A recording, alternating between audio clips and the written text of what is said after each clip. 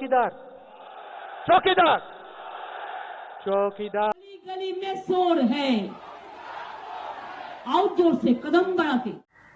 जो हमारे जवान हैं जिन्होंने अपना खून दिया है, जम्मू कश्मीर में जिन्होंने अपना खून दिया है, जिन्होंने हिंदुस्तान के लिए सर्जिकल स्ट्राइक किया है, उनके खून के पीछे आप छुपे हुए हो, उनकी आप दलाली कर रहे हो।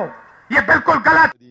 नरेंद्र मोदी कभी भी देश के प्रधानमंत्री नहीं बनेंगे, नहीं बनेंगे, नहीं बनेंगे। लेकिन यहां आकर चाय का वितरण करना चाहते हैं तो मुझको लगता है कि ये आदमी बहुत नीच किस्म का आदमी है, इसमें कोई सभ्यता नहीं। कहां मां गंगा और कहां गंदी नाली। नमस्कार, मेरा नाम है प्रशांत एस महकुश। आप मुझे देख रहे हैं independent voice with Prashant S Mahkush में। आज बात करने जा रहे हैं अर्नब गोस्वामी के बारे में। उस अर्नब गोस्वामी के बारे में बात करेंगे जिसके ऊपर हमेशा हाइपर नेशनलिस्ट हिंदूवादी पत्रकार होने के लांछन समय समय पर लगते रहते हैं। यह बात अलग है कि आप अर्नब गोस्वामी की पत्रकारिता से सहमत हो या असहमत हो, आपको यह वीडियो देखने की बहुत आवश्यकता है। आप इस पूरे वीडियो को आपको जरूर देखना चाहिए। इस वीडियो में किसी प्रकार के फैक्ट्स की बात न करते हुए बिना फैक्ट्स वाला ये वीडियो आपके सामने प्रस्तुत कर रहा हूं। आपको ये वीडियो देखने की इसलिए आवश्यकता है कि समाज में फैल रहे अपने हिसाब से संविधान को पेश करने वाले एक वातावरण से अपने आप को बचा सके। इसके बारे में आज मैं किसी तरह की डेट की बात नहीं करूंगा, किसी प्रकार का कोई डेटा आपके समक्ष नहीं प्रस्तुत करूंगा। बस आपको जो मैंने कुछ वीडियोस दिखाए वो इस वीडियो में साफ हैं कि आखिर किस प्रकार से पॉलिटिशियंस अपने हिसाब से किसी को कुछ कह सकते हैं, किंतु जब उन पर लोग इसी प्रकार से कहने की कोशिश करते हैं तो किस प्रकार से तिलमिला उठते हैं और किस प्रकार से उसमें कुछ पत्रकार भी शामिल हैं। मैंने एक ट्वीट भी आपको एक पत्रकार का दिखाया। इस वीडियो की शुरुआत में भी मैंने आपको कुछ क्लिप्स दिखाई जिसमें कुछ नेता अपने विरोधी नेताओं के बारे में किस प्रकार की बात कर रहे हैं। पालघर में एक बहुत ही बड़ी बात हुई। पालघर में 2 हिंदू साधुओं की हत्या कर दी गई। अगले दिन प्रमुख समाचार पत्रों ने और प्रमुख समाचार पोर्टल्स ने भी इस बात को प्रकाशित किया कि पालघर में 3 चोरों की भीड़ ने हत्या कर दी। 2 दिन बाद एक वीडियो ऑनलाइन सरफेस होता है जिसमें भीड़ 2 लोगों को मारती हुई दिखाई पड़ती है और वो 2 लोग होते हैं हिंदू साधु। उनके साथ उनका एक जो ड्राइवर है वो कहीं नजर नहीं आ रहा होता है। उस वीडियो में हम साफ देखते हैं कि 6 पुलिस वाले होने के बावजूद भीड़ हिंदू साधुओं को मार देती है, बेरहमी से मार देती है। यदि आपने उसमें से एक साधु का चेहरा देखा है, बेहद डरावनी स्थिति में उस साधु का जो हाड़ कपा देने वाला चेहरा है, वो चेहरा आप जीवन में भी कभी नहीं भूल पाएंगे। जब 2 दिन बाद यह वीडियो आता है तो हिंदू और मुस्लिम वाला एंगल भी खूब आता है, लेकिन कोई बात नहीं करता कि आखिर ये लिबरल्स चुप क्यों हैं। ये जो फेक लिबरल्स हैं ये चुप क्यों हैं। ये जो फेक पत्रकार हैं ये चुप क्यों हैं। ये तख्ती वाले गैंग चुप क्यों हैं। पुलिस के ऊपर किसी प्रकार की कोई बात क्यों नहीं कहता। तभी एक पत्रकार सामने आता है जो सोनिया गांधी से पूछता है कि आखिर आप इस मामले में चुप क्यों हैं। आप मुख्य विपक्षी दल की हैसियत से बैठते हैं, भले ही आप मुख्य विपक्षी दल कहलाने लायक सीटें आपके पास ना हो, लेकिन आप वैसे तो कहने के लिए मुख्य विपक्षी दल की सर्वे सर्वा हैं। पुलिस के ऊपर कोई सवाल ही नहीं उठता। प्रश्न उठना लाजमी था कि 2 दिन तक ये न्यूज छुपाई क्यों गई, दबाई क्यों गई। 2 दिन बाद ही आखिर क्यों उद्धव ठाकरे ने आके ट्वीट किया, महाराष्ट्र सरकार ने इस बात को क्लैरिफाई किया कि हाँ 2 साधुओं की हत्या हुई है। उसके बाद उस पर जो हिंदू मुस्लिम का बवाल उठा उससे मैं कतई सहमत नहीं हूं, किंतु इस प्रकार से अर्नब गोस्वामी ने इस बात को उठाया, भले ही अर्नब गोस्वामी ने जो ये इटली में पूछने वाली बात और ये पादरियों वाली जो बात कही इससे मैं असहमत हूं, किंतु मैं एक बात आपसे जरूर पूछना चाहूंगा कि जब सोनिया गांधी नरेंद्र मोदी को मौत के सौदागर बोल रही थी तब ये लिबरल्स कहां थे। मैं आपसे यह जरूर पूछना चाहूंगा कि जब मणिशंकर अय्यर ने प्रधानमंत्री नरेंद्र मोदी को नीच व्यक्ति कहा तब ये लोग कहां थे। किसी मुस्लिम को लिंच्ड कर दिया जाता है तो ये लोग तख्तियां उठा लेते हैं। आज हिंदू साधुओं की जब हत्या हुई तो ये लोग कहां थे। पूरी कांग्रेस में चुप्पी क्यों थी।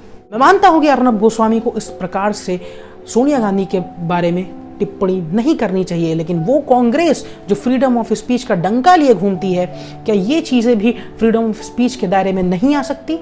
कुछ बातों से मैं अर्नब गोस्वामी की भले ही सहमत नहीं हूं, किंतु उसके बाद जिस प्रकार से पूरी कांग्रेस उस अर्नब गोस्वामी के ऊपर हमलावर हुई, उनकी गिरफ्तारी की मांग हुई और बाद में कांग्रेसी गूंड्स द्वारा जिस प्रकार से उनके ऊपर हमला किया गया, और उसके बाद जब कांग्रेसी और लिबरल पत्रकारों को झूठा साबित करने में लग गए, इस बात से मैं बहुत आहत हूं। आपके खिलाफ कोई खड़ा होकर कोई बात कहना चाहता है तो आप उसकी गिरफ्तारी की मांग करते हैं, और अगर वो गिरफ्तारी नहीं होती तो आप उसके ऊपर हमला करते हैं, और तब भी जब उस स्टेट में आपकी गवर्नमेंट है, आप उस गवर्नमेंट के साझीदार हैं। आपको याद होगा गौरी लंकेश की हत्या हुई थी 5 सितंबर 2017 में। सिद्धरमैया की सरकार थी, वहां पर कांग्रेस की सरकार थी, बट किसी ने गौरी लंकेश की हत्या के लिए कांग्रेस को या फिर वहां के मुख्यमंत्री से कुछ नहीं पूछा। सारे लिबरल्स जो थे और जितने भी लेफ्टिस्ट पत्रकार थे, जिनका मैं नाम इस वीडियो में नहीं लेना चाहता हूं, उन्होंने सीधे सीधे प्रधानमंत्री से माफी मांगने और इस्तीफा देने की बात कही थी। वो जो पूरी घटना थी वो प्रधानमंत्री के कार्यक्षेत्र से बाहर की घटना थी। वो टोटल फेलियर था कर्नाटका की सरकार का। वो बात अलग है कि प्रधानमंत्री नरेंद्र मोदी की कार्यप्रणालियों और उसके साथ और हिंदुत्व और आरएसएस के खिलाफ गौरी लंकेश खूब लिखा करती थी और उनको धमकियां भी आया करती थी। जब उनको धमकियां आया करती थी तो आखिर कांग्रेस की सरकार ने उनको सुरक्षा क्यों नहीं दी? लेकिन तब वो प्रधानमंत्री से माफी मंगवानी थी। सारे लोग फ्रीडम ऑफ स्पीच की बात कर रहे थे, सारे लोग तख्तियां लेके खड़े थे, रवीश कुमार रोंदलू बन के रो रहे थे। लेकिन आज जब अर्नब गोस्वामी के ऊपर हमला हुआ तो ये पूरी पत्रकार बिरादरी जिस प्रकार से चुप है और जिस प्रकार से आलोचना कर रही है और जिस प्रकार से उनको झूठा प्रूफ करने में, सिद्ध करने में लगी हुई है, उसके भी खिलाफ में। अगर जो आप लिबरल हैं, अगर जो आप उदारवादी हैं, तो हर सेक्शन ऑफ सोसाइटी के प्रति उदारवादी रहिए। यह कोई तरीका नहीं हुआ कि आप चुनेंगे कि किसकी तरफ कितना बोलना है या किसकी तरफ कैसे बोलना है। मैं कांग्रेस की सोनिया गांधी से ये बात फिर से कहना चाहता हूं कि अगर जो आपका प्री मैरिटल जो नाम है उसके बारे में अगर जो कुछ कहा गया तो कांग्रेस इतने आहत क्यों? हाँ, मैं ये बात जरूर मानता हूं कि जो पादरियों वाली बात कही गई उससे मैं किसी प्रकार से इत्तेफाक नहीं रखता हूं, किंतु आपकी जिम्मेदारी है कि जब आपकी गवर्नमेंट में इस प्रकार की घटना हुई तो आप भी उसको कंडेम करें, लेकिन आप नहीं करती हैं। तो प्रश्न उठने स्वाभाविक है। और ये जिस प्रकार से दो सेक्शन में बट गया है पूरा हमारा मीडिया, ये भी बहुत चिंता का विषय है। मैं उनसे भी प्रश्न पूछना चाहूंगा कि आज आपकी पत्रकारिता की सॉलिडेरिटी कहां गई? आपका एक साथी पत्रकार के ऊपर हमला होता है और आप कुछ नहीं कहते हैं, आप जश्न की भावना में रहते हैं। स्टूडेंट्स की सॉलिडेरिटी एंटी सीएए में आपने खूब समर्थन किया, किंतु आपकी सॉलिडेरिटी आपके समाज के प्रति कहां गई? किसी भी बड़े नेता के कहने पर उसके ऊपर, अर्नब गोस्वामी के ऊपर हमला हुआ है, कल आपके ऊपर भी हो सकता है। आज आप उसके लिए नहीं खड़े रहेंगे तो अगले बार आपके लिए कौन खड़ा रहेगा? यह बहुत गंभीर विषय है और यह सोचने वाली बात है। इसको सोचिए, समझिए। और ये जो सेलेक्टिव राजनीति आप लोग कर रहे हैं, जो सेलेक्टिव तरीके से रिपोर्टिंग कर रहे हैं, इससे भी बचिए, क्योंकि भारतीयों का आपके प्रति से विश्वास अब अविश्वास में तब्दील होता जा रहा है। लेफ्टिस्ट राइट विंग वालों को फेक कहने से नहीं चूकते, राइट विंग वाले लेफ्टिस्ट को फेक कहने से नहीं चूकते, और आप लोगों का ये रवैया आप लोगों को बेनकाब कर रहा है। आपसे मैं एक बार फिर से कहूंगा कि इस मामले को पूरा सोचें, समझें, और आपका जो ये प्रीजुडाइज नेचर है उसको निकाल कर समझें कि क्या अर्नब गोस्वामी के ऊपर हमला होना किस प्रकार से जायज था। मैं इस घटना की घोर निंदा करता हूं और चाहता हूं कि कांग्रेसी आके माफी मांगे। अगर जो ये माफी नहीं मांग सकते तो इस बात को कंडेम करें कि जो अर्नब गोस्वामी पे हमला हुआ वो गलत हुआ।